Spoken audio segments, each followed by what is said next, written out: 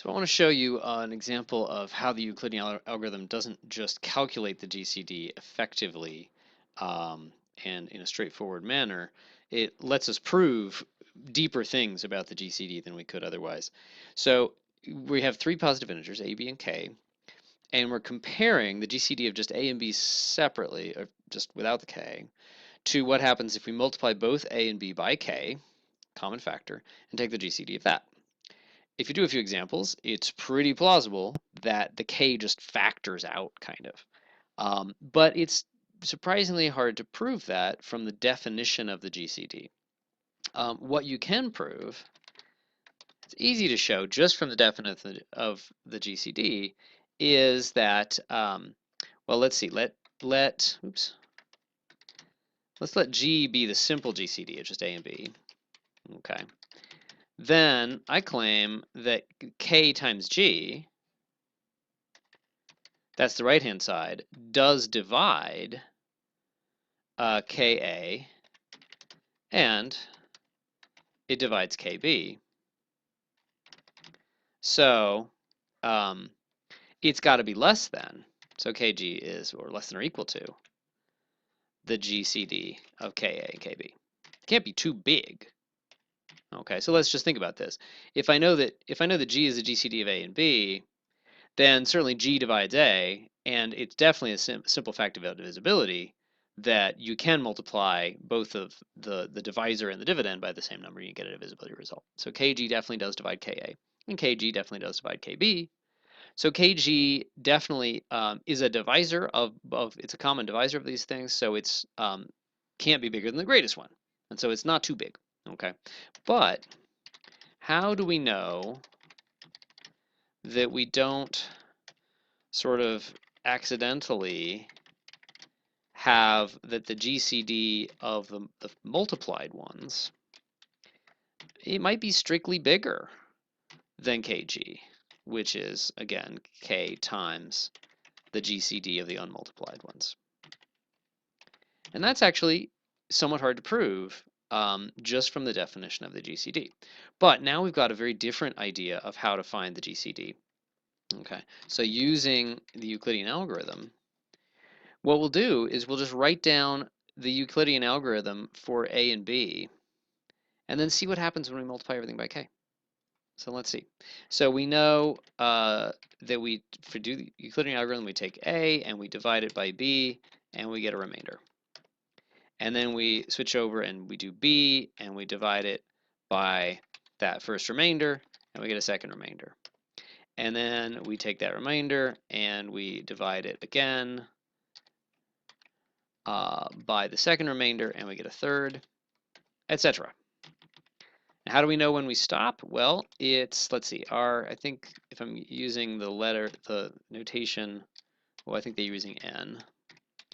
N minus 1 is going to be Q, oh no, n minus 2 here. Yeah. Qn minus 1, R n minus 1 plus Rn. There we go. Okay. So notice this 1, 2, 3. This index is one higher than this, and this index is one higher than this, and I follow that pattern here. And then that's a Qn. My bad. Okay. So that's the nth time we take a quotient, and we know that we've stopped. We know that Rn is actually the GCD if on the next one we discover, we take one last quotient, an n plus first quotient, and we discover that the new remainder is 0. Okay. So we know we can always do this with any A and B, and we can generate this sequence, and we know that the straight up GCD of just A and B is just the nth remainder. Okay. So what I'm going to do is I'm just going to say, well, you know what? If I want to get the GCD of Ka and Kb, I would be taking Ka and Kb here. And my guess is that I'm going to get K times Rn coming out. Well, look what I can do. I can multiply this whole equation by K, and that's the same equation. It has the same information content. Okay. And then I can multiply this one by K.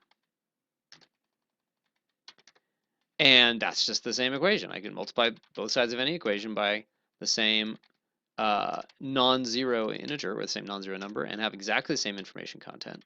Certainly if those equations were true, all these guys are true. And notice where I'm putting the k, I'm attaching it to all the interesting stuff. The q's, at least for this purpose of Euclidean algorithm, are kind of throwaway information. We use them much more interestingly very soon, but we throw them away here.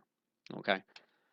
Okay, so this is an equally true set of statements, and what does it show? This is exactly what I would get if I took the Euclidean algorithm and I start with Ka, and what I've just shown is that if I divide Ka by Kb, I get Kr1 as the remainder. Surprise! And then if I divide Kb, which I would do as the next stage of the Euclidean algorithm on Ka and Kb, I divide it by Kr1, which was that first remainder, I get Kr2 as the second remainder. And then etc., etc., etc. And guess what? What am I getting? I've now displayed the Euclidean algorithm, and that second to last remainder, the last non-zero remainder, is k times what we had before. Okay, so we know that krn, because of how it looks in the new set of equations, that's the GCD of Ka Kb. So that's because it fits into the new set of equations. But wait a minute, krn is nothing more nor less than just kg. Or in other words, k times the GCD of the originals.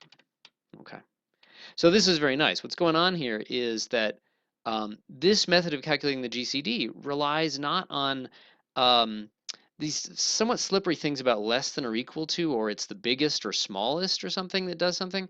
It just relies on straight up equations.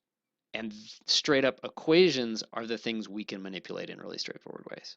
And we've just used the fact that we can take this whole set of n equations or n plus 1 equations and multiply everything by k and turn the Euclidean algorithm for AB into the Euclidean algorithm for KA, KB, and its answer is just k times the answer we got before. And we're done.